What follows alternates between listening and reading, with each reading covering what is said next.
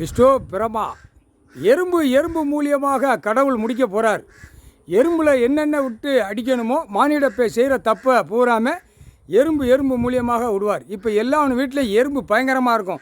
காகித பேப்பரை அந்த பணம் அரிக்கும், நகைகளை அரிக்கும், அடுத்தாப்பில் திங்கிற உணவை அரிக்கும். என்னென்ன இருக்கோ அவன் வீட்டுகளில் எறும்பு அரித்து உறிஞ்சிட்டு போயிடும்.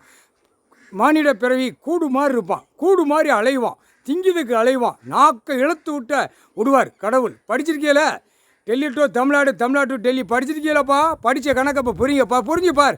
உணவு இல்லாமல் ஆக்க போகிறார். உணவு இல்லாமல் எறும்பை விடுதார். எறும்பை விட்டாச்சுன்னா சோழி முடிய போகுது. எல்லா விவசாயத்தில் பூரா எறும்பு விடுவார்.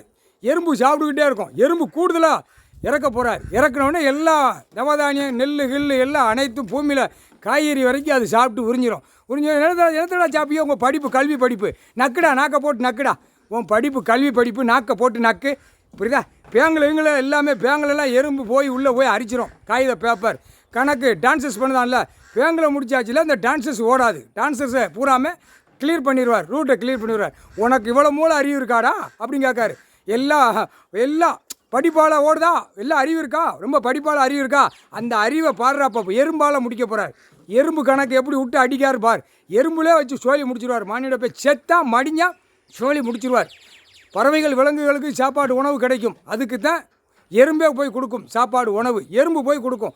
பறவைகள் விலங்குகள் அனைத்தும் எல்லாம் வாயில்லாத ஜீவனுக்கு பூரா எறும்பு போய் சாப்பாடு கொடுக்கும். உனக்கு மானிட பிறவியை தடவை விடுவார். எல்லாமே தின்னு முழிச்சு உறிஞ்சிட்டு போயிடும். எறும்பால் பவரை விடுதார்.